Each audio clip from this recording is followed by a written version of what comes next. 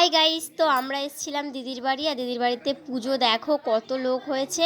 আর এখানে রান্না বান্নার প্রস্তুতি চলছে। আর আমরা তো এত গরম পড়েছে কি বলবো, গরমে তো পুরো ফেটা হয়ে যাচ্ছে। এদিকে জামাইবাবু যাচ্ছে বাজারে আমাদের জন্য কোল্ড ড্রিঙ্কস আনতে।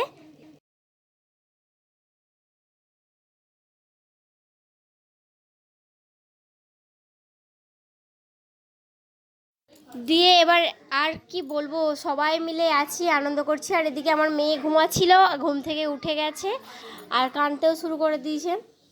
আর প্রচুর লোকজন এসছে। আর এখানে হচ্ছে রায়নার সভাকর, যে ব্রাহ্মণ হয়, যে পুজো করে, সে আমার দিদির বাড়িতে এসেছিল। আর অনেক তার জন্য লোকও এসেছিল। আর আমার মেয়ে তো তাদেরকে দেখে কাঁদতে শুরু করে দিয়েছে। তাই দিদিকে ডাকছিলাম যে দিদি তুই আয় একবার। দিদি তো বললো যাবো না, রান্নায় ব্যস্ত ছিল। আর এদিকে দেখো আমার ভাইজি একটু বললাম ফোনটা ধরে দিতে দিল। আর এখানে রান্না হচ্ছে, তোমরা তো দেখতেই পাচ্ছ, এখানে হচ্ছে মাটন রান্না হচ্ছিল।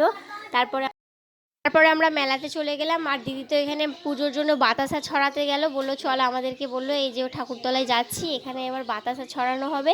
সবাই তো লাইন দিয়ে দাঁড়িয়ে আছে থালা নিয়ে। এবার যখন ব্রাহ্মণ এক এক করে ডাকবে আর এক এক করে যাবে, তারপর বাতাসা ছড়ানো হবে। বাতাসা ছড়ানো হয়ে গেলে আমরা একটু মেলা ঘুরবো, মেলা ঘুরে তারপরে বাড়ি আসবো। আর এদিকে দেখো আমরা বাড়িও চলে এসেছি। তারপরে আবার তো রান্না বান্নার প্রস্তুতি হচ্ছে। আর ওই আমার দিদির ছেলে দেখো লজেন্স খাচ্ছে। আর আমার মেয়ে তো এত জ্বালাচ্ছে, গরমের মধ্যে রান্না করতে দিচ্ছে না আমাকে। আর এদিকে একটা দাদু রান্না করছিল, মাটন অনেকটা রান্না হয়েছে বলে তাই। আর এখানে ওরা রান্না বান্না করছে আর আমরা একটু জোগাড় জান্তি করে দিচ্ছিলাম। আর পুজো বলে তো জানোই, পুজো মানে কত মজা হয়, বাড়িতে লোকজন হই হুট্টোর। আর এদিকে দিদিকে বলছি দিদি কিছু খাও, ও বলছে না খাবো না। আর আমাদের তো পুরো গরমে পুরো ঘেমে গেছি। তারপরে তো জামাইবুড়া কি রাগাচ্ছে আমাদেরকে। আর আমার মেয়েকে চান করাতে যাব, এই যে এবার ওকে বললাম যে চো চানটা করিয়ে দিই।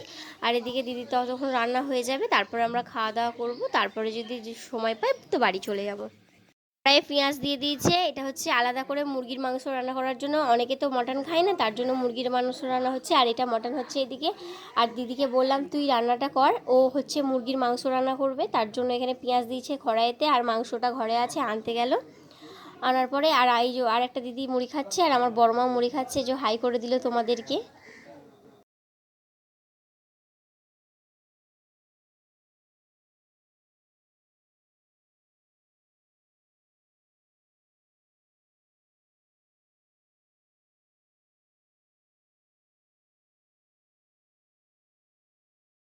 আর এদিকে ব্রাহ্মণ এসছে, তার জন্য দিদি হা করছিল ওকে। আর আয়নার সবাকর খুবই ভালো। আর এদিকে আমি তো একটু বসে নিলাম।